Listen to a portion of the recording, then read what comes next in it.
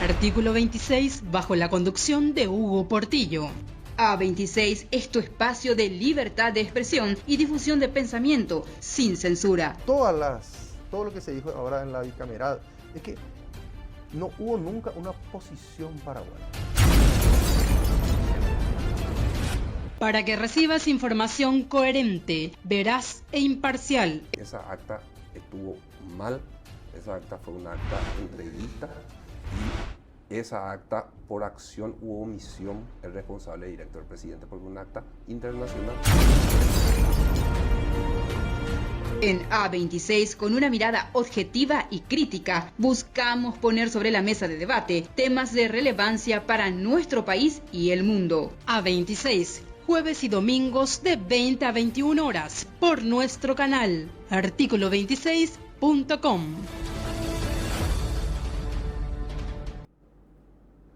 Buenas noches, señoras y señores. Estamos en una emisión más de Artículo 26. Hoy es jueves 16 de enero del año 2020. En este momento tenemos una sensación térmica en Asunción de 31 grados. Unos temas de la semana que sería bueno tocar, digamos. En primer lugar, a nivel internacional, el juicio político contra Donald Trump.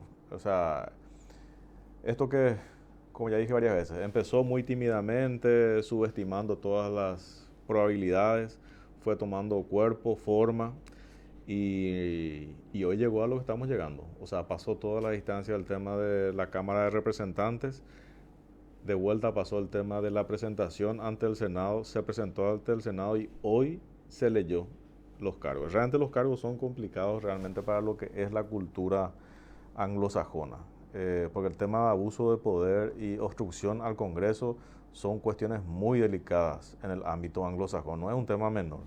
Ciertamente, como dicen, no, en el Senado los republicanos son mayoría y van a desactivar. Llegar a la instancia que se llegó, para todos los que estuvimos haciendo un seguimiento, es bastante engorroso, no es tan fácil hacer un juicio político en Estados Unidos. De hecho, es el tercer presidente que está llegando a esta instancia, digamos. Entonces, por más de que tenga mayoría, Estados Unidos evalúa otra cuestión que nosotros no estamos teniendo en cuenta. Ellos están siendo observados por todo el mundo. No pueden hacer cualquier chambonada.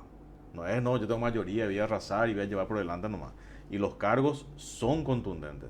Tal es así que no es tan sencillo como plantean, porque suelo leer el tema del Twitter del presidente Donald Trump y está desesperado. Él está desesperado por este tema. O sea, la manera en que le ataca a Nancy Pelosi, la manera en que se atacan es de una manera sangrienta. Si estuviese tranquilo, no llegaría a esas instancias de tanta verborragia, digamos. Pero bueno, veremos cómo se desenvuelven en estos días. Recuerden también que creo que el Senado, y no sé cómo quedó eso, le iba a llamar a uno de los asesores principales de Donald Trump, creo que era John Bolton, y el presidente había amenazado que iba a usar sus poderes presidenciales para impedir que el Senado lo llame a declarar. A ese nivel estamos llegando. O sea, no es nada suave lo que está ocurriendo. Probablemente no hay muchas noticias nomás que lleguen a nuestro país, pero realmente a nivel político estadounidense es grave la situación y es pesado.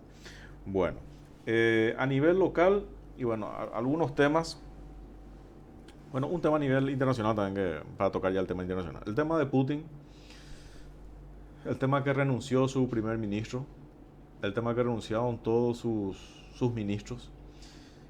Inicialmente dijeron que era por una cuestión de darle la oportunidad al presidente Putin para que haga toda la reorganización y la reingeniería. Muchos dicen que ya es una estrategia para el 2024, donde técnicamente ya no tendría la posibilidad ni de seguir ni como presidente ni como primer ministro, que es la jugada que hacía con Medvedev. Y resulta que lo que está tratando de hacer Putin en este momento, que es una jugada bastante arriesgada, es modificar su carta orgánica, modificar su constitución. ¿Y qué pretende hacer? Darle más poderes al Parlamento y al primer ministro. Es una situación muy arriesgada, digamos, en este momento para Rusia también, y el hecho que le haya renunciado todos sus ministros, incluido su primer ministro y su amigo Medvedev, o sea, es un signo por más de que ellos se dejaban pasar, dijeron, no, nosotros lo que estamos haciendo es damos un paso al costado para dar la oportunidad al señor presidente para que haga todas las modificaciones. Pero sabemos cuál es el lenguaje real de lo que eso está significando. Pero bueno, es un tema también que vamos a ir haciéndole seguimiento, digamos. A nivel local tenemos algunas cuestiones. En primer lugar, la declaración esta mañana de Mario Ferreiro, la indagatoria que hizo ante la fiscal Cano, que al final no hizo ninguna declaración, ¿verdad? Él se abstuvo de responder todas las preguntas. Sí, básicamente lo único que dijo es, le culpó de todo básicamente y le acusó de amenazas a Camilo Suárez. También cuando salió afuera y estuvo haciendo sus declaraciones ante la prensa, digamos, le culpó a todo el mundo, ¿verdad? O sea, le culpó al Partido Colorado, le culpó a Camilo Suárez, o sea, es un tema bastante complejo realmente y es una lástima que el nivel al cual se está llegando en esta situación, ¿verdad? Pero ojalá realmente se pueda aclarar de la mejor forma posible, porque yo creo que es un golpe bastante fuerte, digamos, para los partidos emergentes y sobre todo para los partidos de la izquierda, ¿verdad? O sea, que yo creo que se van a resentir, sobre todo con la actitud así que está asumiendo. Y yo vi todo el tema de las declaraciones y entra una serie de contradicciones impresionantes de Mario Ferreiro, que ataca a todo el mundo y no hace una retroalimentación, no hace una introspección, no hace un autoanálisis y sobre todo no responde la principal pregunta que todos le hacen. ¿Sabía o no sabía el tema de la recaudación paralela? Y si sabía, ¿desde cuándo sabía? Son dos preguntas muy sencillas. Realmente una pregunta y si la respuesta es sí, viene otra pregunta. Nada más que eso. Después el resto podemos discutir, ver, analizar las peleas internas, intestinales, etc. Otra cuestión, ya entre la jocosidad y también noticia medio política, es el tema de Quelembú, ¿verdad? Que en otras circunstancias hubiera sido un tema bastante complejo, pero fue increíble la reacción de las redes. O sea, básicamente se merecía la garroteada de todos. Esa es más o menos la conclusión si uno entra a navegar el tema de las redes, porque las redes son realmente bastante crudas y están reflejando el real sentimiento de la ciudadanía, ¿verdad? Y lo que tendría que ser una cuestión bastante grave, se volvió una cuestión casi folclórica y de apoyo luego a todos los que le garrotearon a Quelembú, porque con su actitud siempre agresiva y prepotente nos tiraba a otra cuestión, sin justificar la violencia, ¿verdad? Bueno, y también en otro caso que hay que mencionar el tema de Enrique López Arce, el director de empleo del Ministerio de Trabajo, que tuvo discrepancias con la ministra Bacigalupo por una cuestión de que él, estando de vacaciones, resulta que había llamado a una especie de feria de empleo, ¿verdad? O sea, y bueno, y después ya cuestiones, palabras que fueron, vinieron, dichos, y bueno, al final creo que renunció o le pidieron que dé un paso al costado el director del empleo y bueno, buscará, digamos, otros puertos donde aterrizar, digamos, porque yo creo que el trabajo que estaba haciendo Enrique López Arce era un trabajo interesante y se veía. Entonces es medio argel nomás que se le esté echando o se le esté haciendo la vida imposible a un funcionario que encima en su tiempo de vacaciones resulta que decide trabajar. No sé qué pasó, hay una especie de celo de quién tenía más exposición, una cuestión así, que es lamentable, digamos, que estemos discutiendo esto, ¿verdad? Se le tendría que estar premiando y no castigándole, no sé, ni haciéndole bullying ni nada por el estilo, ¿verdad? Si al final a todos nos conviene, es un tema importante para el país, el tema económico. Bueno, nosotros esta noche estamos con el diputado Julio Enrique Mineur. Buenas noches, diputado. Muy buenas noches, un saludo fraterno. Muchas gracias por la invitación y bueno, un saludo fraterno a todas las personas que están pendientes de esta difusión. Diputado, vamos a ir entrando un poco en calor. El tema de que vos estás manejando bastante bien y por el tema de la zona luego que tenés que defender y, digamos, potenciar. Empezamos con el puente de Asunción Chacoí. El puente de Asunción Chacoí es una obra que hace mucho tiempo estamos esperando y lo recibimos con aplausos y con mucho entusiasmo. El presidente Mario Abdo Benítez, ya en el 4 de julio, cuando se festejaba un aniversario más de la batalla de Nanagua, tuvimos la oportunidad de conversar y me había dicho: yo voy a dar esa buena noticia. Y forma parte de una obra, de una serie de obras que se van a hacer en el Chaco, que lo recibimos con mucha alegría. No solamente el puente, sino también la construcción de la Ruta 12. La reconstrucción en realidad, porque tenemos un trazado que tiene los restos de una pavimentación hasta el kilómetro 40, luego es un terraplenado que sigue el curso del Pilcomayo. Podría servir no solamente para la movilidad humana y de la producción, dando un salto cuantitativo en la parte económica, sino también para la seguridad y defensa. Luego está la noticia de la construcción, que también los chaqueños hace mucho tiempo estamos anhelando, que es la construcción de una nueva vía en la Traschaco, desde el kilómetro 50 hasta el cruce de Los Pioneros, que va a ser una obra extremadamente importante, no solamente para la jerarquización de los activos viales de la nación, sino realmente van a colaborar en dinamizar la movilidad humana, la movilidad de la producción y generar un nuevo. También tenemos la noticia de que en el departamento del presidente Ayes se va a reconstruir el trazado hoy no pavimentado y lo van a llevar a una categoría de con capa asfáltica, la ruta de la leche que sale desde Los Pioneros y se internaliza hasta para todo, una zona de producción lechera muy importante, y que van a dar fortaleza a la producción, a la movilidad, y ojalá que dentro de poco, con otras obras que se hacen, no en el departamento del presidente Ayes, pero sí en en el Paraguay occidental, ¿verdad? Tuve la oportunidad de una vez redactar un paper y utilicé ese término y me gusta mucho. Pero suena bien, ¿no? Suena muy bien. Suena bien. Eso lo hice cuando estuve como embajador en Portugal. Luego te cuento la historia. La construcción del puente entre Carmelo Peralta y Murtiño. El trazado ya con capa asfáltica desde Carmelo hasta Loma Plata. Luego uno sube por el trazado de Traschaco, puede entrar por la picada 500 y aprovechar la salida hacia la Argentina desde por Pozo Hondo, ¿verdad? Estaríamos generando una vía muy importante. Y también me decían cuando hacíamos la presentación, pero ¿cómo Paraguay, un país sin litoral, puede hablar de una vía bioceánica?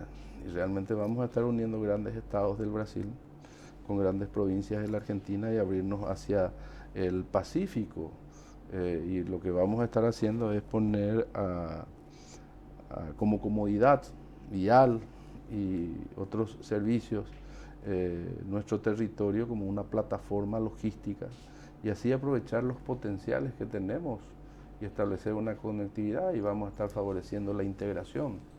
Pero volviendo al tema del puente, y disculpa que me haya extendido un poquito en el concepto, es una noticia muy importante que necesita, por supuesto, como toda obra de envergadura, una serie de obras complementarias o programas complementarios. Pero antes de tocar ese tema, o sea, ahí, diputado, el tema ese que se haya cambiado el trazo, eso, o sea, y que supuestamente para favorecerle al amigo de Marito, Conrado Heckel, o sea, eso, digamos, pasa como un anecdotario, digamos, siempre y cuando se cumpla el tema de que todos nos beneficiemos con esa infraestructura. Yo entiendo que ese trazado así nomás luego tenía que ser. ¿Sí? Porque si tiene que caer en Chacoí, tiene que caer en la ruta que une, es un tramo que une la ruta que va a Falcón y que va hasta el puerto. Entonces, por esa vía se va a salir a la ruta que va a Falcón y se va a establecer un proceso de integración. Luego, sí se tendrían que hacer otras obras como por ejemplo la revitalización del puerto de Chacoí, que podría ser un lugar que bien aprovechado, que con una barrera de contención o un muro de contención, una barrera costera, evitar de que Chacoí tenga que sufrir otras, en el futuro, inundaciones, que pueda ser un centro gastronómico de escape para los que trabajan en el centro. ¿Cuánto tiempo te lleva a salir del centro y llegar hasta estas zonas? La zona de la municipalidad o Villamurra te lleva la misma cantidad de tiempo que podías subirte en un ferry o en las lanchas que tenemos, que son artesanales, pero dan un servicio muy importante para la movilidad y bueno, generar así trabajo a la gente, esa comunidad de Chacoí que necesita tener su oportunidad, evitar de que una construcción que va a generar un cambio sociodemográfico muy significativo, un cambio socioeconómico muy significativo, tenga que alterar esa vida, o sea, tratar de rescatar ese proceso, evitar de que las asimetrías o las desigualdades instalen una zona periférica. Asunción no necesita de periferia, necesita de complementariedad. Tampoco estoy a favor de la creación o la anexación de Chacoí a Asunción. Yo creo de que no es necesario unir, lo que es necesario es complementar, fortalecer las instituciones municipales que tenemos en la zona a los efectos de elevarlos de categoría y así crear una zona que complemente a la capital, pero que a la vez sirva de cinturón. Yo le estuve leyendo a Soledad Núñez. De hecho, ella no critica directamente, pero justamente deja entrever el tema de todas esas cuestiones complementarias que se tienen que ir dando para que realmente toda la obra en sí sea lo más, genere el efecto multiplicador más significativo, digamos. Yo no le escuché a Soledad, pero yo comparto esa posición. ¿Pero eso está ya planificado, diputado? Se tiene que trabajar en proyectos y programas, y la planificación es fundamental. Si nosotros no planificamos, podemos tener un desorden que lamentablemente... Ahora ya va a empezar el tema del puente. Ahora va a empezar la construcción del puente, eso va a llevar 3 años. O sea, vos decís que hay tiempo para planificar lo otro. Yo escuché en el Salón Independencia del Palacio de López que las personas que estaban firmando por las empresas privadas el contrato, vamos a dejarlo ahí, ¿verdad? El contrato, ¿no? Sí. Era un contrato para la iniciación de obras, decían de que en enero del 2023 iba a ser inaugurado. Entonces nosotros tenemos que comenzar a trabajar ahora, ¿verdad? Tenemos que saber cómo vamos a titular los lotes urbanos, porque existe una disputa, Chacoí depende de Villa Ayes, de conformidad a lo que establece la ley orgánica municipal. Para que los lotes puedan ser titulados por las municipalidades tienen que formar parte de los cascos urbanos, se tienen que rescatarle a esas personas, combatir la pobreza, porque darle formalidad, darle seguridad y darle tranquilidad a las personas es un paso muy importante. Luego ver la forma en cómo vamos a ocupar a las personas, cómo la gente va a poder formar parte de un empleo digno. Yo creo que no solamente va a venir de la posibilidad de que se instalen instituciones públicas, sino a partir de que se tengan que instalar las condiciones, lleguen otras inversiones que tengan que ocupar a la gente. Para eso vamos a tener que utilizar el Servicio Nacional de Promoción Profesional, SINAFOCAL y otras instituciones que vayan formando a las personas para que puedan formar parte de un empleo digno. Si no, vamos a tener otra vez toda una población asuncena que va a tener una alternativa, como ocurre hoy con aduanas, puertos que están en Falcón. Toda la gente se traslada desde Asunción hasta Falcón, o sea, estamos hablando de 300, 400 personas por día O sea, esa gente, o sea, nosotros tenemos que hacer que nuestra población también esté a la altura de las circunstancias. No porque yo no quiera que exista una movilidad, o sea, ni tampoco quiero generar discriminación, quiero que se entienda bien, sino de que empeñemos un poco a las instituciones que tenemos para formar a la gente. Otros temas que tenemos que ir viendo son dónde van a estar ubicadas las escuelas, porque hay que entender de que y solamente paseando por la zona uno se da cuenta de que la habilitación de urbanizaciones es una constante. Vemos esos grandes, o sea, las gigantografías estas que dicen loteamiento tal, loteamiento fracción tal, etcétera, etcétera. Bueno, entonces, ¿dónde esa gente va a ir a la escuela? O sea, porque ahí no solamente van a ir a vivir los ricos, no, también van a poder trasladarle a sus hijos a las grandes instituciones, sino también van a acceder a esos predios para construir sus viviendas gente de menores recursos. ¿Dónde van a estar ubicadas las comisarías? ¿Qué cantidad de centros educativos vamos a necesitar? ¿Qué cantidad de centros o establecimientos sanitarios vamos a necesitar? Comisarías y otras instituciones, ¿verdad? Tenemos que solucionar el problema de los controles en la ruta. Tenemos que solucionar una serie de factores que hacen a la vida cotidiana de la gente, que uno parece a veces no se percata, pero que forma parte de la necesidad. O sea, vos lo expusiste totalmente bien. Ahora, ¿quién se encarga de todo eso? Nosotros lo que tenemos que es construir la capacidad. Y construir ¿Quién se reúne? ¿Qué ministerio? Tiene que ser ¿Cómo va a ser? Yo creo que la entidad rectora va a tener que ser el Ministerio de Obras Públicas, porque va a tener que brindar toda la información de lo que es la obra. Pero a partir de ahí tiene que ser la Secretaría Técnica de Planificación la que reúna a todas las instituciones. Vos lo expusiste perfectamente desde el punto de vista teórico. Ahora, ¿cómo eso lo llevamos a la práctica? A través de la construcción de capacidades.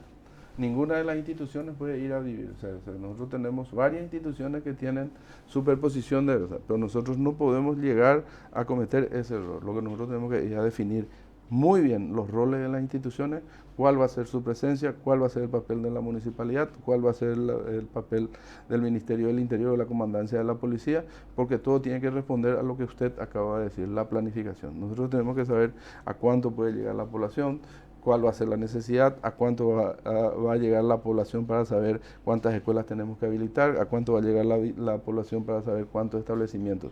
O sea, nosotros hoy tenemos, por ejemplo, un rubro, unos fondos llamados los fondos provenientes de los FONACIDE, que van a las municipalidades y las gobernaciones. Se construyen las escuelas, las aulas.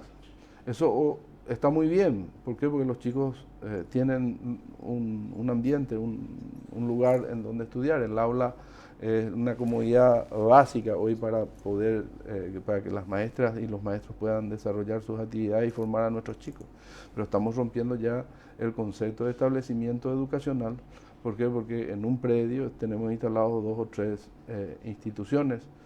Todos forman parte de la microplanificación, que tiene un criterio, que es la cantidad de alumnos matriculados y la deserción escolar. O sea, tenemos que trabajar y bien, y eso va a ser un trabajo que no tiene que ser el fruto exclusivamente de los productos enlatados o las consultorías que nos diseñan desde oficinas, sino también en la interacción de la gente, porque hay zonas que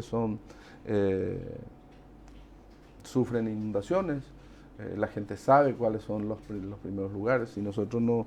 O sea, es un trabajo altamente profesional en lo urbanístico, en lo demográfico, en las necesidades básicas, el transporte público, un tema que hay que solucionar.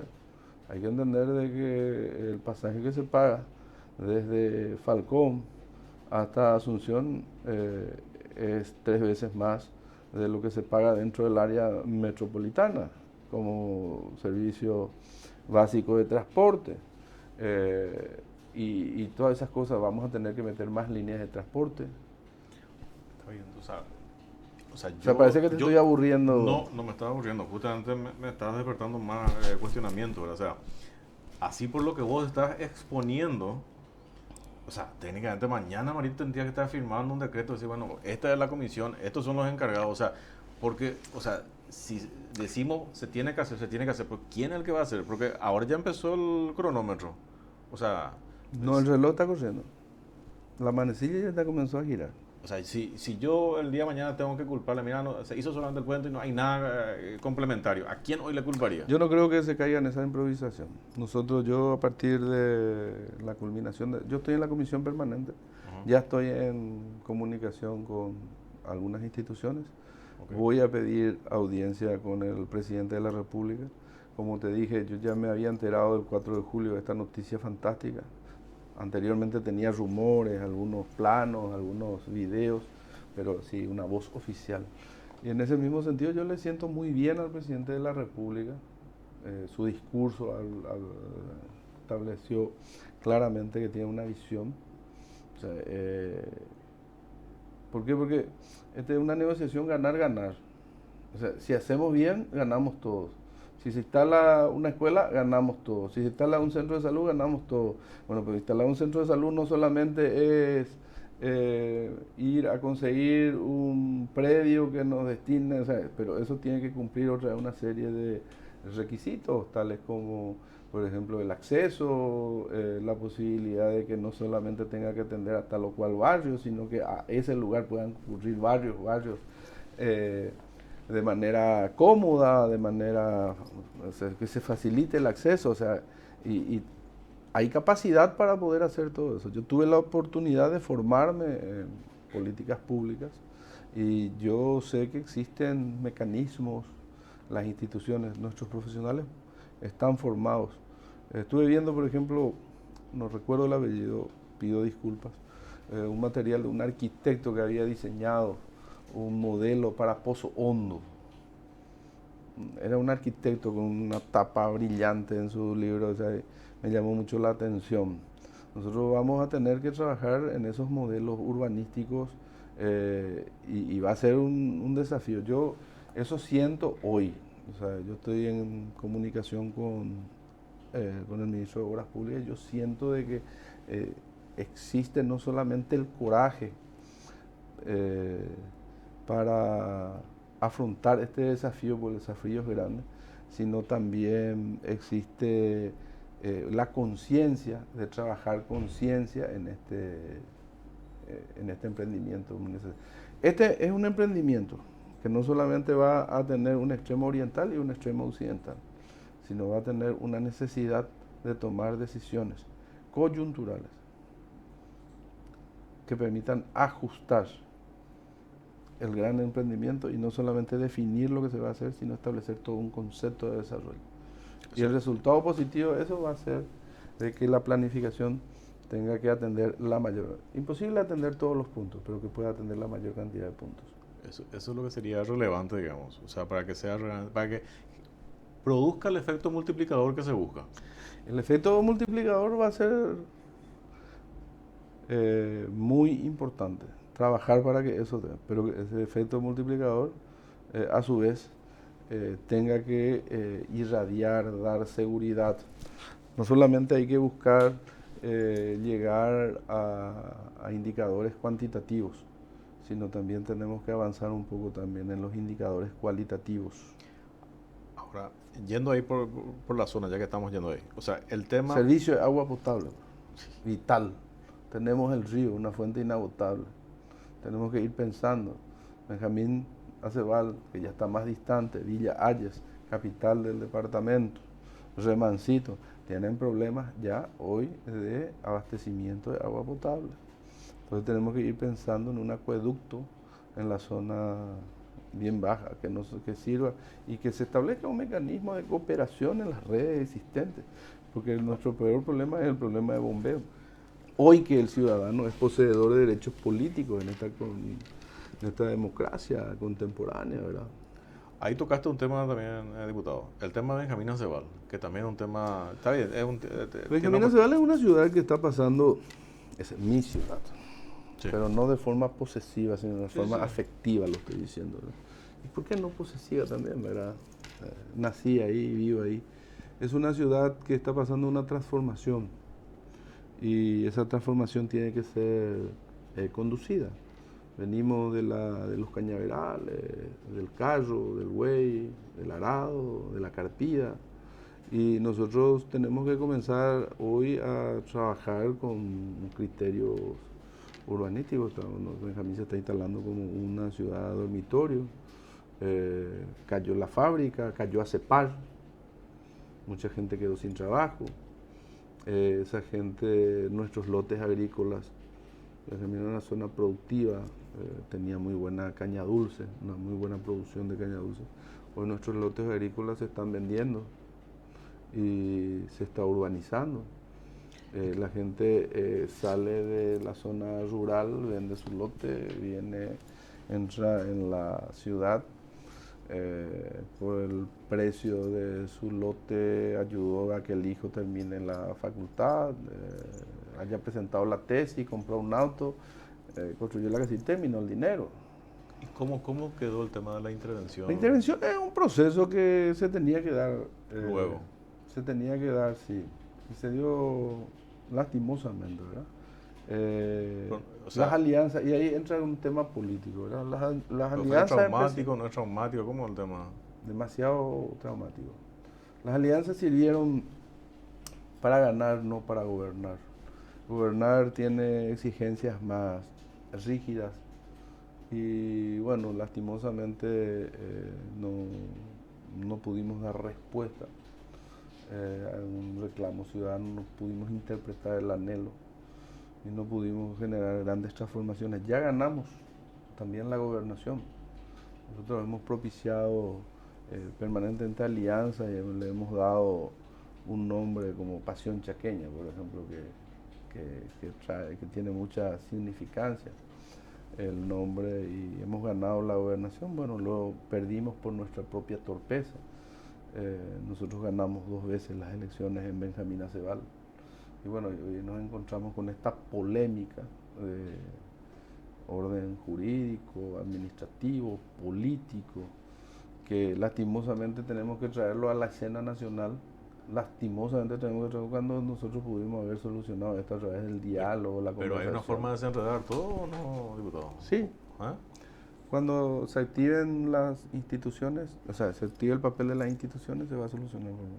Porque ahí creo que están ahí, por un lado la intervención, por otro lado la judicialización, y el tiempo de todos modos pasa. Se presta malos entendidos porque siempre se manipula el hecho y por lo tanto la información fluye con características distintas para quienes interpretan de una manera y para quienes interpretan de otra manera. Nosotros hoy estamos con un intendente interino, cuestionado por el intendente saliente, que en suspenso hasta que la Cámara decida restituirlo, ¿verdad? Y cuya sucesión se produce a través de un interventor, ¿verdad? Valga el juego de palabras. O sea, tener el famoso interventor, tener el intendente, el interventor... ¿Y el interino? ¿El interino? Sí. El intendente le cuestiona al interventor porque ejecutó obra, ¿verdad? Y el intendente, el interventor dice que lo que hizo, y libra un informe, como está establecido en la ley. O sea, polémica muy fuerte. O sea, el tema de la intervención viene de mano del Ministerio del Interior. No. La intervención viene de la mano de la Junta Municipal. Pero no tiene una ascendencia ahí. La Junta Municipal es el órgano competente de conformidad a lo establecido en la Constitución en su artículo 165. Remite los antecedentes y la acusación al Ministerio del Interior. El Ministerio del Interior es la cartera política encargada de canalizar ese pedido al presidente de la República, quien escribe una carta al cual se le denomina mensaje y solicita el acuerdo constitucional a la Cámara de Diputados. La Cámara de Diputados conforma una comisión y dictamina por el rechazo o por la aprobación de la intervención. En este caso fue por la aprobación, se trata en el Pleno, se otorga el acuerdo constitucional, el presidente nombra al interventor, el interventor va a verificar la verosimilitud de la denuncia con la documentación. En este caso hay un informe de 153 páginas, 7 biblioratos Pero de documentaciones. ¿Quién ministro del Interior es el que firma volver interventor? Salí. O sea... Esa orden nunca existió, más que una carta, más que una nota que tiene número y firmó el viceministro. ¿Sosa Pazmor? No. Ahora, el ministro de Asuntos Políticos, creo. Okay.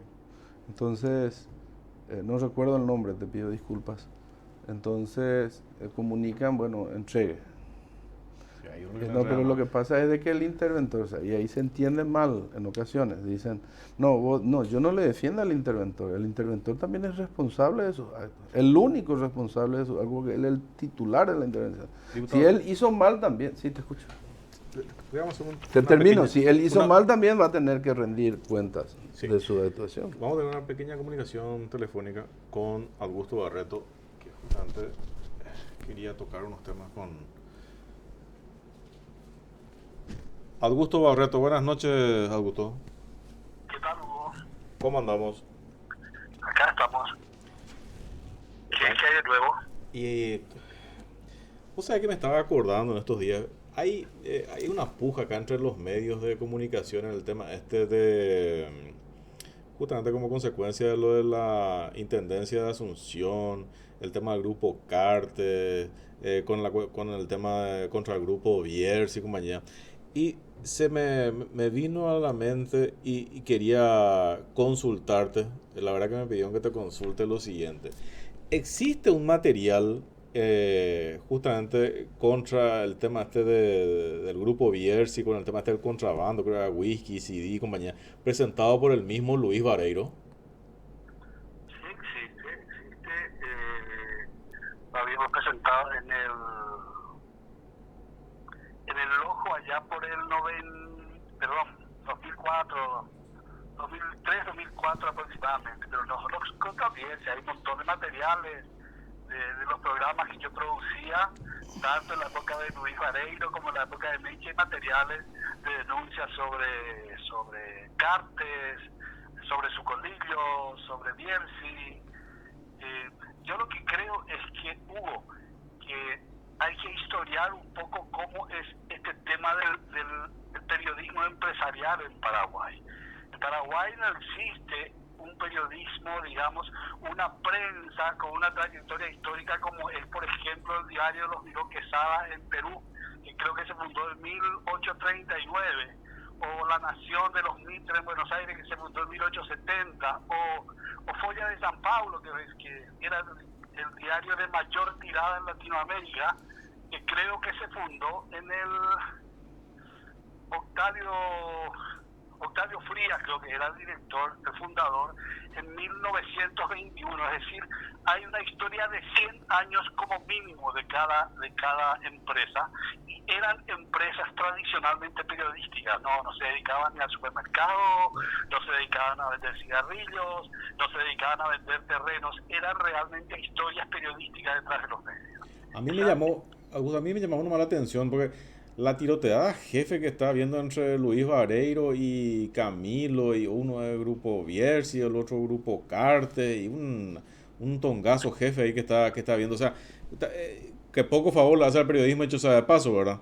Y si a eso le sumamos todo el tema nomás que me quedó picando ahí con relación al tema, porque, o sea, en algún momento entonces Luis Vareiro también hace un cambio de bando ahí, o no sé cómo es la cuestión ahí, cómo se llamaría eso, ¿verdad? No solo Luis Vareiro, yo también hice ese cambio de bando. Lo que pasa es que acá no tenés mucho para optar. O te vas al grupo Cartes, o te vas al grupo Sucolillo, o te vas al grupo Bierzi.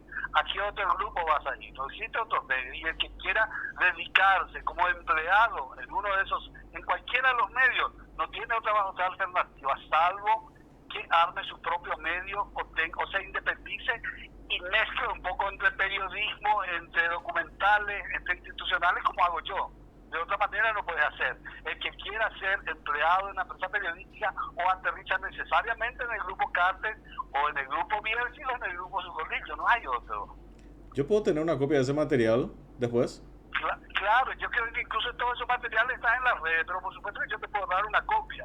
Y ya que estamos por ahí concluyendo, el caso creo que hay otro tema también ahí que tiene que ver con el grupo de Sucolillo, el tema de la compra no sé cómo le sacaron el terreno a un viejito de 85 años en el 2014, ahí en el tema del cementerio del Este. O sea, ¿a vos te suena en ese caso? Estaba el cementerio del Este, un viejito que venía explotando su tierra, tenía un tambo ahí como 40 años.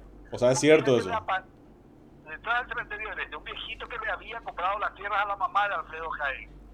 Detrás de cada trampa de tierra así que hace puna en los medios, por lo general está Alfredo Jaén atrás, extrañamente, con su abogada que se llama, no recuerdo cómo se llama, apellido Bordón, que incluso por lo general figura también como propietaria de algunas de esas tierras. Por ejemplo, esas tierras inexistentes, o sea, ¿te acordás que se les quiso vender a obras públicas? Un título trucho, es decir, un título original real, se borró todo y se volvió a llenar, y una tierra que tenía 44 hectáreas de San Pedro aterriza y va a algo así como a 5.000 hectáreas en el Alto Paraná. Una cosa de locos. Una vez me dijo Hugo La Guardia, me encuentro con él en el supermercado, él era funcionario de ¿cómo se llama este organismo que donde se anotan los terrenos? Catastro. Que si se sumaran todas las tierras de Paraguay tendría por lo menos 3 pisos. Sí, ese es todo un tema también pendiente. Ya, bueno. Y bueno, entonces sí, es cierto, tanto es cierto lo de la denuncia sobre el Chelsea que hizo Luis Vareiro, y es cierto también lo de las tierras que se le usurpó a un viejito que quedó en mano inmobiliaria en estas tierras, que también presentó Luis Vareiro. Y también hay denuncias muchos años antes sobre, creo que era ya sobre el lavado de dinero, si mal no recuerdo, tengo que fijarme en el archivo, donde figuraba también Horacio Cartes, hace muchísimos años, que fue una denuncia que nos acercó en aquel momento Rambo Saguier, todavía era la época que teníamos el programa con Menchi Barrio Canal. Es decir, prácticamente si vos hurgas en los dueños de medios, ninguno se salva. Y bueno, pero entre los periodistas también, estamos varios que por ahí no nos salvamos tampoco. No es que todos los periodistas somos ángeles alados y los dueños son unos diablos. No, pero es un tema que tenemos que ir depurando, porque también así como le exigimos a los políticos, tenemos que comenzar a exigirnos nosotros mismos, ¿no? Y yo creo que en realidad los medios que hoy están en poder de grandes empresarios, más que el interés de sus dueños de hacer periodismo, es generar un conglomerado de protección, nada más, de proteger a sus intereses, no precisamente para despotricar contra otros grupos, sino por lo menos para garantizar que en el grupo de medios que tiene cada uno, que son bastantes, y en esos medios ellos no van a ser tocados. Excelente, Augusto. Muchísimas gracias por la comunicación telefónica. Abrazo, Hugo. Abrazo, gracias. Éxito, hermano. Chao, chao.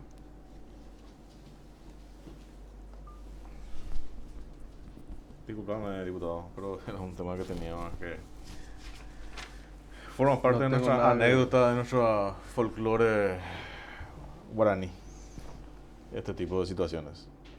Pero me gustaría ver el material ese, no me acuerdo, me dijeron que justamente lo consulte a Augusto Barreto sobre el material, y efectivamente existe. Sigamos con el tema de Benjamín Aceval. Hay una cuestión también allá al margen. ¿Se quieren generar nuevos distritos, nuevos municipios, sí, o no? Sí, también. Sí. Lo que pasa es de que es una historia repetida esa discusión de que si vale la pena o no. Bueno, yo quiero saber justamente, ¿cuál sería el motivo? O sea, por eso te digo, ¿verdad? Y muchos dicen que quieren cuadricular, una colega dice, y sí, cuadricular es un método para poder organizar el territorio. Está bien, ¿verdad? En este caso. Que hay que entender de que a la salida de las tropas argentinas se instala un solo departamento, que era el departamento occidental, y su capital era Villa Occidental. A partir de ahí salen los departamentos. El presidente allí tenía, el Chaco paraguayo tenía 5 departamentos. Luego de la Constitución del 92 se le arrebatan 2 departamentos, porque en el artículo 21 de la Constitución Nacional se dice que cada departamento tendrá un diputado como mínimo, y era totalmente, entre comillas, insensato de que dos departamentos, creo que era Nueva Asunción y Alto Chaco, tengan que tener un departamento cuando tenían una población muy... Y fue un error de interpretación de lo que es el Estado, porque desde 1648, Paz de Westfalia, el Estado tiene 3 elementos importantísimos que hacen a su constitución: la población, el territorio y el gobierno. El gobierno para ejercer la soberanía, el territorio, hoy tenemos temas demasiado esenciales y la población, por supuesto, es lo principal. Pero uno no ejerce solamente la representación de la gente, sino también de su territorio y del gobierno. O sea, ¿vos estás de acuerdo con la creación de nuevos...? No, yo te estoy dando los antecedentes. Entonces nos quitan para traer 2 diputados. Entonces que tenemos en la mayor extensión del territorio 3 departamentos, los 3 departamentos más grandes de la República. Y es así de que existían solamente 2 municipios. El municipio en Presidente, ahora volvemos a Presidente Hayes. Presidente Hayes está el municipio de Villa Hayes, que abarcaba todo, y a partir del 2000 recién se comienzan a crear otros municipios.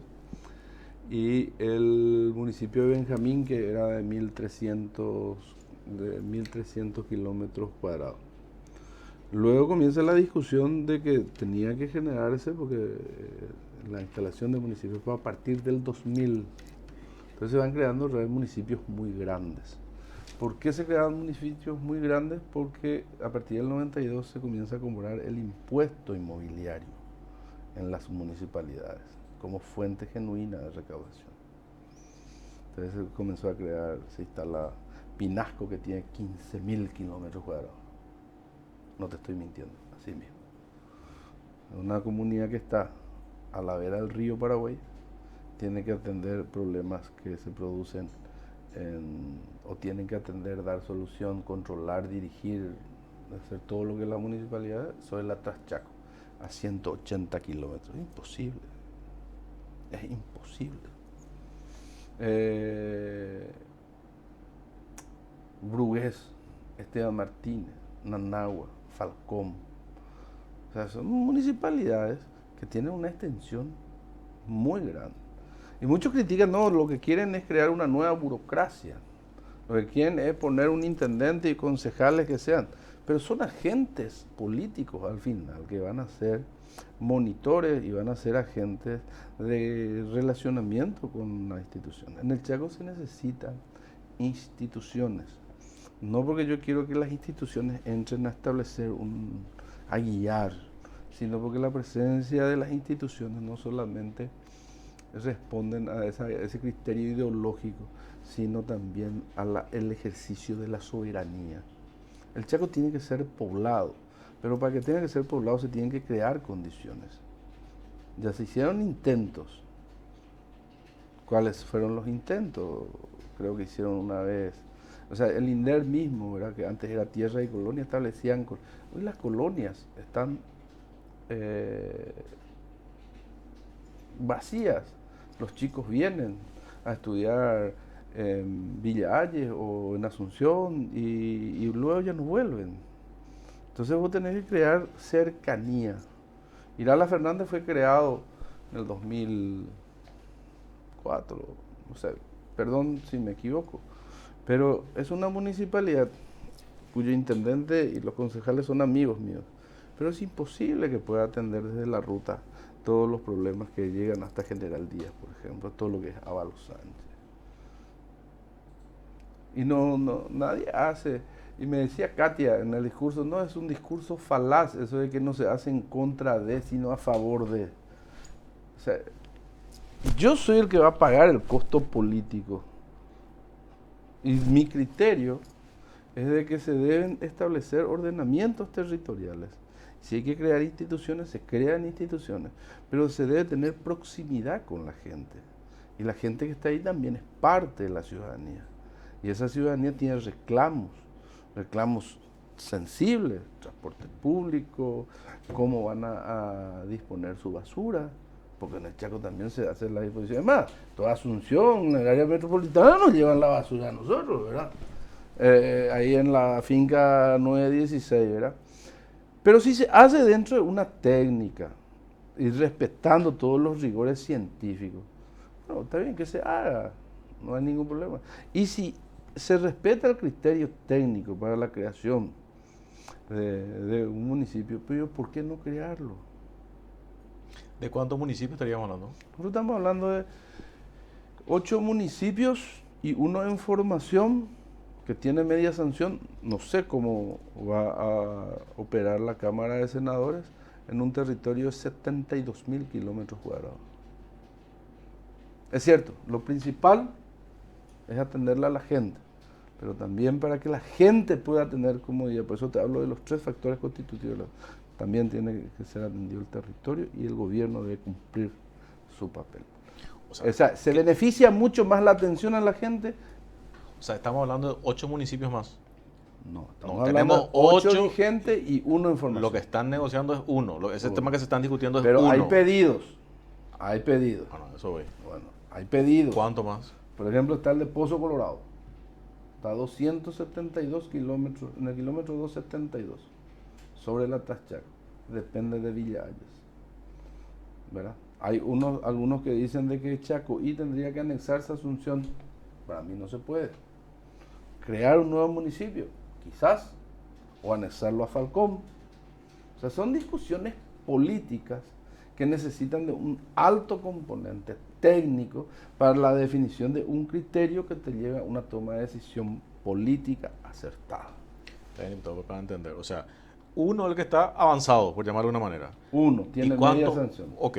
¿Y pedidos de más cuánto harían? ¿2, 3? ¿Cuántos pedidos Pide harían? Pozo Colorado, pide Remancito, pide Chaco y, o sea, y sí, hasta ahí. 3 más. O sea, solamente en Presidente Hayes te estoy hablando. O sea, pero el municipio pues tiene que tener capacidad de cobertura, ¿verdad? Y cuando tiene la capacidad de cobertura, tiene que tener un elemento fundamental, que es la capacidad de respuesta. Y cuando tenés un territorio muy amplio, tu capacidad de respuesta se limita. Y cuando tenés una complejidad heterogénea en tu población, se complica más aún, ¿verdad? El tema de la presencia de los pueblos originarios en el departamento del presidente Hayes, que es el departamento de México, debe ser atendido desde el punto de vista antropológico. Ellos tienen sus costumbres y hay que respetarlos. No se puede utilizar la presencia solamente para decir que está bien o está mal, sino hay que desarrollar, y las municipalidades solas no tienen la capacidad. Ellos tienen sus costumbres, tienen sus usos, tienen sus raíces antropológicas que le dan ciertos comportamientos, y hay que convivir y hay que aprender a hacer eso. Pero eso solamente se hace a través de técnica y a través de ciencia, aplicar a la materia dentro de una población que tiene una protección constitucional e inclusive es objeto de observación internacional. Ya tuvimos tirones de orejas a nivel internacional de organismos. ¿En qué caso? El caso de Saguayamaxa. Refrescame la memoria, por favor. El caso de haberle reivindicado en sus tierras ancestrales. ¿Qué año? Y no, hace mucho, fue en el gobierno del presidente Lugo. Okay. Diputado, se nos va el tiempo y quiero tocarte 2 temas más que también son importantes. Vamos a seguir nomás ya con esto, que ya le tomé el ritmo, ¿verdad? No, pues tengo 2 temas que vos sabés que son importantes y que creo que están medio en la pelota en tu cancha, pues te quedaste. ¿Por qué pico en mi cancha? Y porque ahora estaba en la comisión permanente. Pero ya la comisión permanente convocó a la sesión. Pero en tu periodo se va a hacer la reunión. ¿Por qué? ¿Y 4 de febrero? Fue convocado para el día 4 de febrero. Bueno, para entender que estamos hablando de financiamiento político y declaraciones juradas. Sí, señor. ¿Se va a hacer? O sea, ¿cómo es el tema? ¿Se convocó ya? ¿Se convocó? Así es sencillo. Ya se convocó. Por decisión. ¿Cuál es tu posición? ¿Qué análisis te merece? Nosotros ¿Qué crees que va a salir? Nosotros estamos analizando, ¿verdad? Uno tiene el tema de las declaraciones juradas, nos viene del Senado, ¿verdad? Estamos más apretados con el tiempo. El tema de financiamiento tiene origen en diputados. El tema de financiamiento político es un tema muy complicado. No por eso es necesario. o sea, deja de ser necesario. No por eso deja de ser necesario. Se debe controlar, se debe tener la lupa puesta sobre la manera de cómo se recauda y cómo se gasta. Son dos, o sea, cómo se recauda y cómo se gasta. Y bueno, yo creo que hay que simplificar el proceso. Esta ley lo único que hace es complicar. A mí me gustaba mucho la ley anterior de financiamiento y rendición y subsidios de partidos políticos. No sé por qué se modificó y bueno, yo ya perdí. Vos me tocaste un tema bastante pragmático y sencillo para el tema de financiamiento político. ¿Cómo era que me dijiste? Yo creo que hay que controlar el transporte. O sea, yo te cuento, nosotros vivimos un momento en donde existe una convergencia de prácticas tradicionales y prácticas innovadoras. ¿Cierto? Eso genera un ambiente en donde los talentosos utilizan las redes sociales, que es una forma de comunicarse con la gente de manera instantánea, y masificar la información, por supuesto la publicidad. Yo vengo de la escuela tradicional, de hacer la visita casa por casa, trabajar con dirigentes barriales. Y uno observa de que tiene mayor capacidad de movilidad es el que lleva mayor cantidad de gente, ¿verdad? Entonces, el voto obligatorio es necesario. ¿Por qué? Porque vamos a elevar la participación. Consecuentemente, creo que puede ser muy beneficioso para la jerarquización de la representación. ¿Y por qué hablo de la jerarquización de la representación? Porque sube el debate. El debate, la discusión de la deliberación es un elemento fundamental para el perfeccionamiento de la democracia. Y todos los requerimientos que surgen, hoy la democracia dejaron de ser los rituales que eran años anteriores. Decían, no, hoy la democracia empezó a tener una vigencia plena. O sea, no hay democracia sin pan, no hay democracia sin servicios públicos, no hay democracia sin salud digna, no hay democracia sin soberanía o seguridad alimentaria, y así podemos ir citando y empezar un nuevo programa, ¿verdad? Pero sí tenemos que ir revisando, atendiendo el tema del financiamiento. La raíz está en la representación, en la jerarquía de la representación. Va a ir avanzando. Siempre discuto con una colega, o sea, estamos en un proceso. No estamos en un proceso de cambio. Pero generalmente los cambios, o sea, no existe un cambio drástico. Yo no encuentro ejemplos, más forma de ejemplificar o cambios drásticos. Los cambios son paulatinos. Un cambio drástico, por ejemplo, de Paraguay a Cobas. ¿En qué sentido? Cuando estábamos hablando acá justamente con el senador Enrique Riera y tocábamos un tema fundamental, el tema de los partidos políticos. El tema de los partidos políticos, hay una corriente que es el de tratar de debilitarlos. Yo creo que al contrario, los partidos políticos tienen que ser fortalecidos. Pero la responsabilidad de fortalecer los partidos políticos debe surgir. O sea, ayer estuve discutiendo con uno de mis grandes maestros, a quien le tengo una gran admiración, porque conozco de su capacidad intelectual. Y estábamos discutiendo el caso del PLR.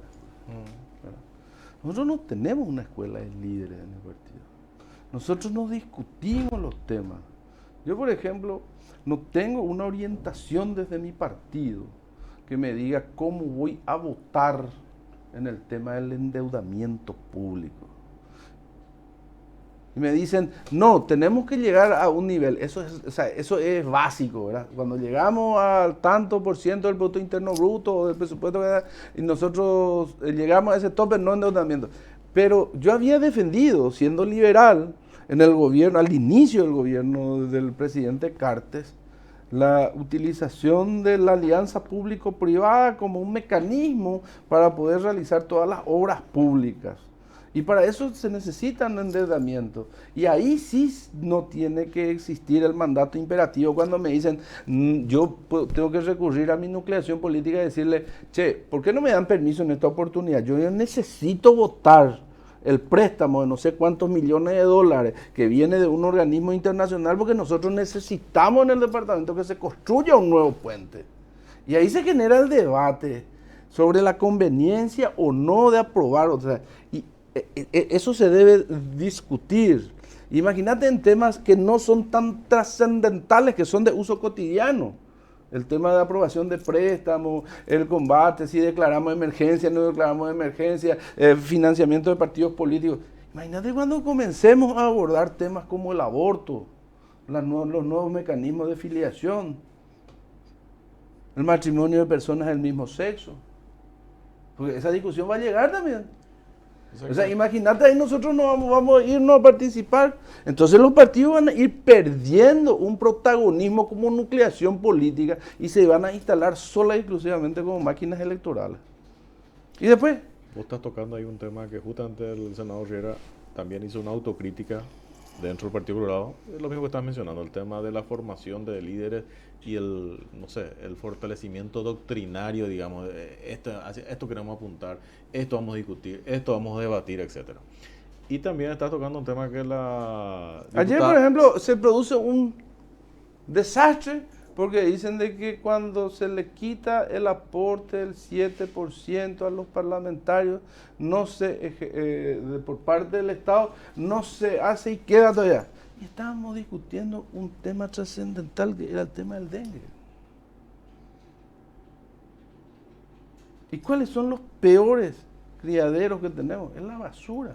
Tenemos hoy un manejo del lixiviado acá en Asunción, no tenemos. La disposición se hace, debe existir, tenemos donde disponer nuestros residuos eléctricos y electrónicos, sabemos cómo manejar la chatarra. Y la chatarra no hace falta que busquemos, o sea, en la cuadra de nuestros barrios hay chatarra. Yo te quiero mostrar, o sea, todos esos puestos de báscula y los lugares donde están las personas están llenos de motocicletas. Estos tienen tanques, tienen caño de escape. O sea, y tenemos un sistema, o sea, tenemos que entrar en una revisión profunda. Esos análisis no se hacen dentro de las nucleaciones políticas. Nosotros estamos, no tenemos, o sea, una orientación. Entonces los partidos políticos comienzan a mover su maquinaria previas a las elecciones. Y nosotros llegamos sin discurso. Y el discurso tiene que ser el resultado de una idea a la cual se le da la forma de propuesta y vos le transmitís a la ciudadanía que va a ser buena. ¿O me vas a decir que no le dio muchos votos a Efraín la idea de que con los gastos sociales se tenga que reducir la tarifa de la ANDA? Y esas son las luces que tenemos al final del túnel, que nos dice de que hay una esperanza, porque la gente entiende que cuando vos le das una buena propuesta, la gente te puede acompañar. Yo tuve también un problema grave de comunicación. Yo le decía a mi gente cuando empiezo la política, vamos a tener problemas con el servicio de agua potable, vamos a tener problemas con el problema de servicio de transporte público. Me miraban así, la gente va a llegar a la línea 500 kb, se va a tener que construir el puente. Yo hice uno de esos, o sea, yo no tengo Facebook, ni no tengo redes sociales. Y entonces un grupo de amigos me acompañaron, que fue excelente y me conectó con mucha gente. Te reconozco, yo vengo de la otra práctica, que tengo que viajar, irme, Bueno, reuniones aquí, reuniones allá. Hoy cambió esa modalidad. Hay un sector que sigue en eso. Pero nosotros también tenemos, mientras que nosotros seguimos en esa discusión, si de qué se va a gastar, cómo se va a gastar, nos están viniendo los temas que son hoy paradigmas, temas ambientales. Por ejemplo, nosotros tenemos hoy fantásticas leyes, pero tenemos pésima aplicación. Yo le veo a un ministro del ambiente, mi apreciado colega, que tiene toda la buena intención, organizó la institución y se aplaude su trabajo, pero es insuficiente todavía. ¿Por qué? Porque va a ser eso tiene que llevar un proceso de concienciación. La ciudadanía tiene que entender de que no puede estar, o sea, nosotros estamos exportando carbón vegetal, ¿sí? Para mí me duele. Maneco Galeano ya había dicho cuando en Pinacos allá se echaba el quebracho y sangra el Chaco y va por el río, decía. ¿no? O sea, no le dediqué mucho tiempo a la cultura, no sé de memoria las canciones, ¿verdad? Pero cuando escribió Las 11 Chimeneas, o sea, nosotros no hablamos eso en nuestros partidos. En nuestros partidos hablamos quién está con Blau, quién está con Efraín, ¿verdad? Y se nos vienen los temas así. Bueno, vos estás tocando el mismo tema que tocó en su momento la diputada Celeste, ¿verdad? Que dijo que no tenían una reunión ni una orientación sobre ciertos temas cruciales. Celeste ya estuvo aquí también. Sí. Sin que sea una bajada de línea, tiene que ser un ambiente... ¿Por qué Celeste vino primero? Porque es dama. Claro, primero las damas. Sí. Claro. Bueno, y es importante, digamos, sin que sea una bajada de línea, tiene que ser un ambiente de discusión y de debate, para que justamente cada uno enriquezca su punto de vista y su criterio. Ayer estábamos refrescando la memoria, ¿verdad? Con un gran líder del partido. Y también el partido está perdiendo sus pensadores, ¿eh? O sea, yo te estoy hablando de mi partido, ¿verdad? Claro. O sea, gente... Oye, estamos... Con Celeste sí tenemos un agente político, ¿verdad? Que dice de frente las cosas, ¿verdad? Ojalá que se genere un gran consenso, ¿verdad? A mí me gustaría mucho, por ejemplo, que Celeste sea la candidata a intendente de Asunción. ¿Sí? Por el partido, sí. Pero, ¿y Willy Cortés no es acaso el de consenso? No sé yo si es de consenso o no. Yo te estoy dando mi está opinión. bien, claro. Me gustaría mucho que Celeste sea, porque me gusta su frontalidad. O sea, Celeste no tiene ningún problema en mandarte a ya sabemos dónde, ¿verdad? Sí. Pero cuando uno se va, le plantea, le explica, aquello, y es una vocera muy interesante. Exterioriza bien su idea, defiende su posición. Te estoy hablando para las internas del partido. Y para que el partido... Yo no sé si el partido acá en Asunción va a tomar, desde mi perspectiva. Diputado, se nos fue el tiempo porque quiero tocar un último tema que también hace a la reunión esta del 4 de febrero. Declaraciones juradas. ¿Eso va a salir? ¿Se está discutiendo? ¿Va a salir la propuesta como está? No, declaraciones juradas se vienen porque ya tiene media sanción. ¿Y vos decís que va a salir así como está? Y puede ser que salga así como está. Porque ahí tenía el tema de las declaraciones juradas de los funcionarios públicos y de los proveedores del Estado. Y sí. ¿Y por qué no? Exceptuando PYME. No, yo quiero.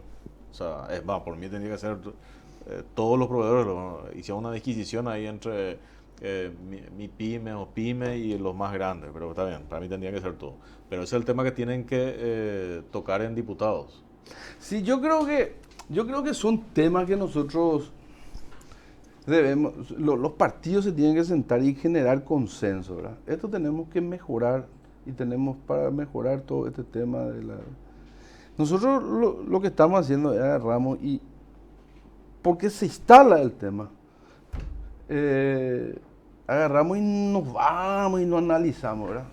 Porque la gran cualidad del político paraguayo, que a mí no me gusta, es el pragmatismo. Y el pragmatismo es tomar una decisión y te va, ¿verdad?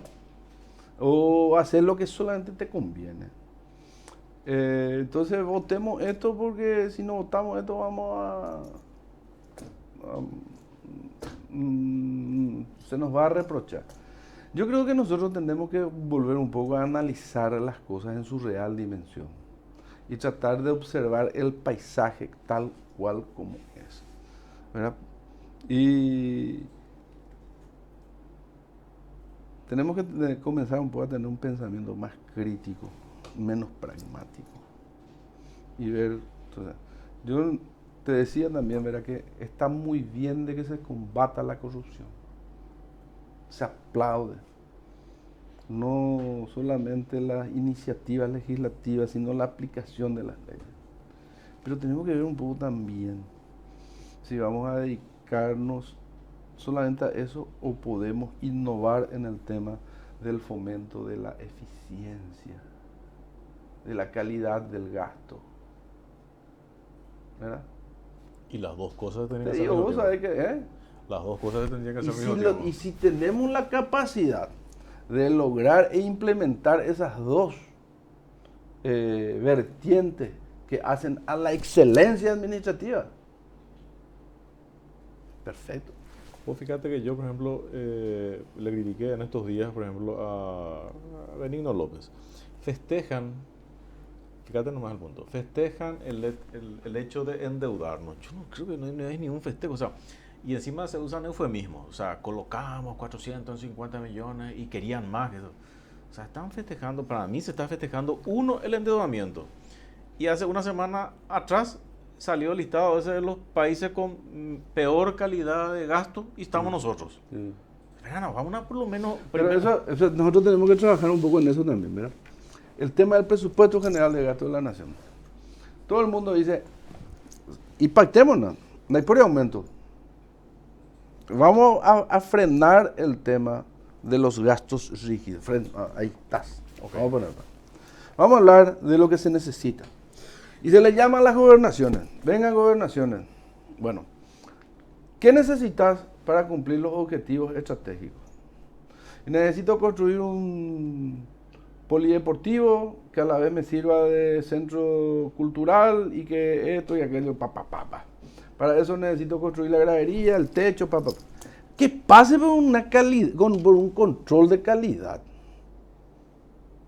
Que pasen por una auditoría de... ¿Por qué? Porque nosotros no cumplimos pues el ciclo, nosotros no definimos las prioridades. La toma de decisión pues tiene que tener en cuenta la necesidad y cuál es la prioridad. Si nosotros agarramos y hacemos un banco de datos de todo lo que necesitamos, ¿cuánto necesitamos en camas de terapia intensiva en directa correspondencia a la sugerencia de la Organización Mundial de la Salud o la Organización Panamericana de la Salud? Necesitamos tanto, no sé, 500 camas, te doy un número, ¿verdad? ¿Cuánto cuesta eso? ¿Qué tenemos que sacrificar para poder lograr eso? A ese nivel de discusión nosotros no llegamos todavía en el presupuesto general de gasto de la nación. ¿Cuánto vos necesitas para que tu población, señor gobernador de Presidente Aya, cuántas camas, o señor, venga acá con el director de regional, y ven, cuántas camas necesitamos para que toda esa gente que necesita atención en salud no tenga que llegar a los hospitales de Asunción? Si podemos solucionar, y así se trabaja, ¿verdad? Entonces no hace falta que construyamos ni que nos endeudemos, sino falta que un solo año nosotros tengamos que tener cuáles son los objetivos estratégicos que van a dar renta social o que van a dar seguridad para el cumplimiento de ese objetivo. Y si no se cumple, vamos a saber qué nos falta por lo menos. Nosotros no sabemos ni, nosotros quedamos a merced de lo que se decida hacer y no estudiamos qué es lo que se necesita hacer, ¿verdad? Y hay veces que no se necesita. O sea, el Ministerio de Educación, te hablo de una gobernación, el Ministerio de Educación tiene un coordinador departamental, me parece que es director departamental, pero el presidente del Consejo de Educación es el gobernador, y no existe una relación armónica, ¿verdad? Y los emprendimientos son cuando se tendría que utilizar todo. Nosotros decimos, tenemos que gastar, creo que la óptima, y es muy importante gastar en educación, es muy importante gastar en salud, y es muy importante, ojalá tengamos plata para gastar en todo el quehacer nacional. Pero si nosotros agarramos y sumamos lo que se gasta desde el Ministerio de Educación, en educación, sumamos lo que se gasta en las gobernaciones en educación, en las municipalidades, lo que gasta el SNPP, el SINAFOCAL, lo que gastan las universidades, yo creo que estaremos en un porcentaje, no vamos a llegar al 7, pero estaremos cerca. Nosotros tenemos que mirar un poco ya también la calidad y la renta que se obtiene de ese gasto. O sea, yo no voy a mejorar la educación porque yo gasto el 7% del Producto Interno Bruto en educación. Cierto es, así es. Pero hay que llegar a esa etapa. O sea, nosotros tenemos que avanzar un poco también en la calidad del gasto. Por eso yo digo, ¿por qué no podemos tener un... mi pueblo, Benjamín, ¿verdad?, anhela tener un estadio cerrado. Anhela. Vos le preguntás al niño, quiere un estadio cerrado. Le preguntás al joven, quiere un estadio cerrado. Le preguntás al adulto, quiere un estadio cerrado. Tenemos una figura en Benjamín Acebal, se llama Aníbal, se le dice Don Aníbal Mesa. Y en realidad es un don, un señor. Y él fue el que construyó nuestro primer multiuso techado. Camina con una sobriedad, una solvencia. Es del Partido Colorado. El Caraiguazú de la comunidad. Y lo construyó a pulmón. Y hoy nosotros como fondo. Entonces le dije hoy al gobernador, hagamos algo no tan grande, pero terminemos. La gente quiere ver eso. Y eso es lo que tenemos que hacer, ver por la calidad del gasto. Es lo que tenía pensado yo empezar con ese discurso, ¿verdad? Y eso te da la experiencia. Uno no llega a ser legislador teniendo todo. O sea, uno viene y piensa, bueno, vamos a darle plata a Petropar, ¿no?, al INC, todo aquello. ACEPAR, por ejemplo. ¿Conoces la historia de ACEPAR? Conozco parte. Una historia, ACEPAR es un proceso de privatización tengo que hacer otro programa porque me dijeron que vos dominás el caso. Inconcluso. De hecho, tengo anotado acá, tenía anotado para tocar contigo. Okay. Pues me dijeron, ahora ya le vamos a aburrir. No, ahora sí, es para otro programa. Me dijeron que vos dominás el tema. Y sí, pero es la experiencia, no me había escuchado tantas veces que me conozco de memoria el problema, ¿verdad? Y si vos vendiste una empresa a través de una ley, que era el Estado paraguayo, las acciones siguen estando en poder del Estado paraguayo, no se cobró la última cuota, las cuotas anteriores fueron parte de un laudo arbitral que se hizo en Nueva York, no sé qué, sigue siendo del Estado. Y ni en eso no nos podemos poner de acuerdo. El procurador dice, no, el Estado, porque esto, aquello. ¿Y quiénes fueron la gente? ¿Quién invirtió ahí? El Estado paraguayo. El dinero dio el Banco de Brasil, cae la moneda, era el momento, cae, no sé qué tenían de moneda qué moneda estaba, cae la moneda, era el momento de comprar, la cotización estaba baja, se compró. Y el Estado paraguayo se vende a través de una ley y ese es el título de propiedad. Se incumple la ley y se incumple el contrato de compra-venta. No podemos intervenir porque dicen de que la intervención se debe hacer en torno a lo que dice el Centro de Arbitraje Mundial, que es todo aquello que... Derogar la ley, viejo. Derogar la ley y reencauzar el orden funcional, poner a trabajar, bajar los niveles de importación. Ahí tenemos el caso de Vermacop, no sé, casi 30 millones, 40 millones de dólares y tienen en depósitos porque no pueden competir con la... Entonces tenemos que proteger también la industria nacional. Si no, ¿cómo vamos a salir? Entonces, hoy tenemos que darle esa fuerza a CEPAR. CEPAR en su mejor momento ganaba 10 millones de dólares. Increíble. Y bueno, diputado. Al año. Diputado, se nos fue el tiempo. Son las 21 horas y 19 minutos. Unas palabras finales, diputado, y nos vamos yendo. No, te agradezco mucho la invitación. Si abusé de tu tiempo, te pido disculpas, pero me entusiasmé con los temas. Quedó varios temas pendientes y uno de los temas es justamente el tema de ACEPAR. Y bueno, última pregunta. ¿Quién ideó el tema del nombre o cómo salió el nombre del puente? ¿O ya es tanteado o no? Laudo Ayes. Sí. Laudo Ayes. Le escribí una carta al presidente y al ministro del Interior. ¿Pero quién le está pidiendo? ¿Vos le pediste? Yo le pedí.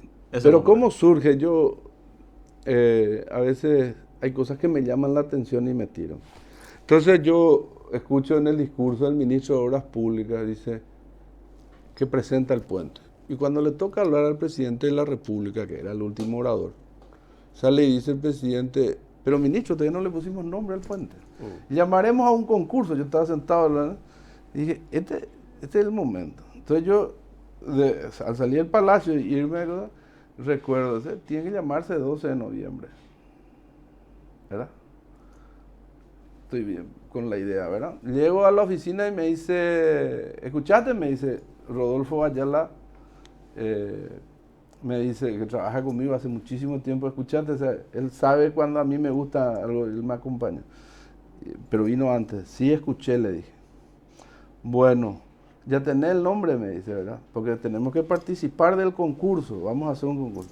Entonces yo le dije, 12 de noviembre, no, Laudo Aye comenzaba, decidimos por Laudo Aye y le escribimos una carta al presidente ahí al toque y le dijimos, bueno, nosotros con gusto le comunicamos que vamos a participar y el nombre que vamos a utilizar es Laudo Aye.